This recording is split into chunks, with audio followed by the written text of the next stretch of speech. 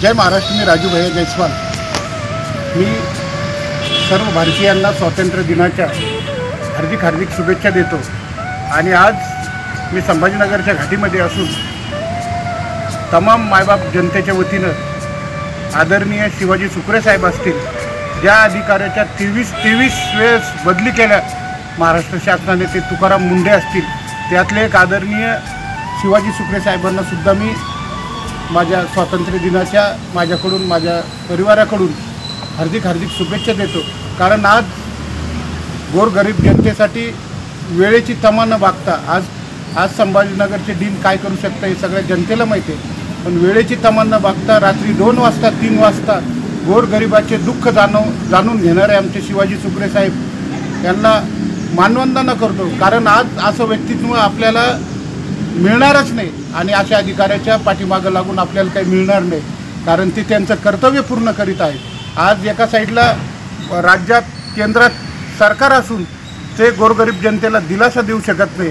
आज तुम्ही बघितलं असेल, आज ज्या कमिटीवर हे सरकार निवडून आले का आम्ही आल्यानंतर कर्जमाफी करू, आज ते गोरगरीब जनता माझ्या घाटीच्या आसपास 100 ते 150 रुपये किलोचे सफरचंदसुद्धा विकत घेऊ शकत नाही। आणि अशा परिस्थितीमध्ये आज गोरगरीब जनता असून आज संभाजीनगरमध्ये आमदार, खासदार, राज्यमंत्री, कॅबिनेट मंत्री सर्व बसेल असून ते संभाजीनगरच्या घाटीला एकसुद्धा चक्करसुद्धा मारू शकत नाही, या त्यांचा कोणता माणूस दिसत नाही। पण आज अहोरात्र आमचे शिवाजी सुकरे साहेब गोरगरीब जनतेसाठी काम करीत आहेत। आणि खरोखरच माझे गार्ड असून द्या, माझ्या नर्स असून द्या, माझे डॉक्टर असून द्या,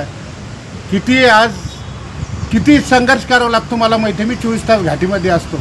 आज 50% मी मायबाप जनतेलासुद्धा सांगतो, आपल्या घाटीमध्ये 50% सगळे दारूचे पेशंट आहे, दारू व्यसनधीन पेशंट आहे। त्या पेशंटला कसं हँडल करावं लागतं, माझ्या नर्स असून द्या, गार्ड असून द्या, या माझे डॉक्टर असून द्या, शिव्या खाते त्यांच्या, पण त्यांची ट्रीटमेंट करते। अशी मी कधी आयुष्यात बघितलं नाही आहे। प्रायव्हेट हॉस्पिटलला तुम्ही असे काही चाळे करू शकत नाही, पण आज एक त्यांच्यावर दबाव असतं म्हणून ते तुमचं सहन करून घेत आहे।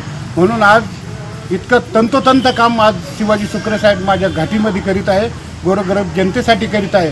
कुठल्याही समाजाचं देणं घेणं नाही, पण जो पेशंट आला त्यांचा फोन आला, रात्रंदिवस ते आज घाटीसाठी मेहनत करीत आहे। आज घाटीचा परिसर कसा स्वच्छ राहतो, पार्किंग एके साईडला, आज बी घाटीच्या समोर समोर मोठं शेडचं काम त्यांनी सुरू केलं आहे।